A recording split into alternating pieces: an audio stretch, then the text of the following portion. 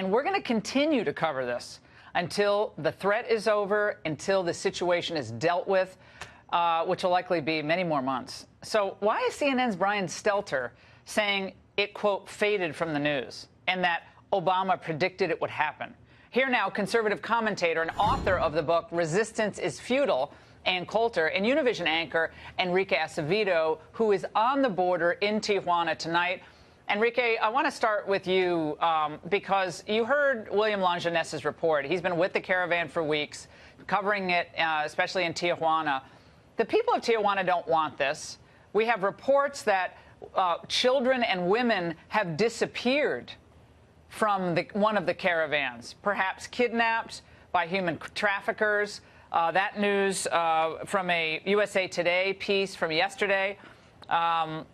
What are your thoughts here? I mean, this seems very, very concerning.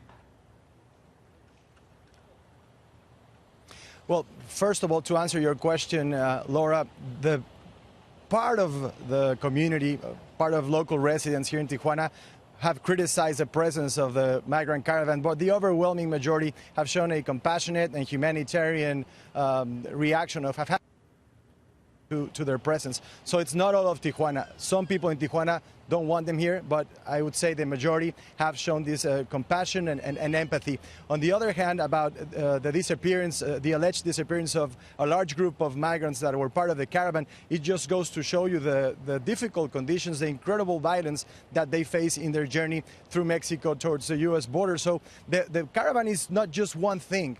Right. It has many realities. It has thousands of different stories. So it's not very helpful to frame the debate in absolutes. I think there's context and there's nuance, and we should be looking at that too. But that's why President Obama said back in 2014, do not bring your children. The trek is dangerous. Do not bring them. He said, because you will not be allowed to stay. Of course, most of them were allowed to stay. And Coulter, you remember that. I mean, these are now 100 children and women who are gone. And this is a report from Arturo Paimbat, Ombudsman for Human Rights in Oaxaca, told the HuffPo Mexico. He has it on very good authority, very good reporting. So this magnet in the United States of previously at least catch and release, Pueblos Sin Fronteras, organizing this, they are putting people's lives in danger, are they not? Yes. Yes, they are. And President Trump has already signed an executive order on human trafficking. This was obviously a campaign stunt. They hoped the caravan would arrive on America's border just before the midterm elections to show that not only do we not have a wall, but Trump can't stop them.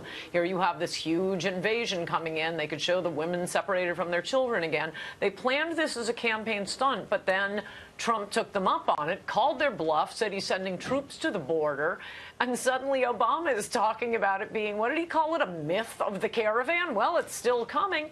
And the people who did arrange this, Countries Without Borders in Spanish, I mean, they are setting up these women and children to be raped, murdered, sold to other people, as you say, from all this reporting we're getting now. They ought to be prosecuted for inciting, for encouraging human smuggling. We have laws on the books about this. They set this in motion. Look, I don't want all of Latin America moving to our country, but I don't want them being murdered and raped along the way. Leftists don't care. They don't care. They wanted a political stunt, and women and children are being killed because of it. All right, guys, thanks so much.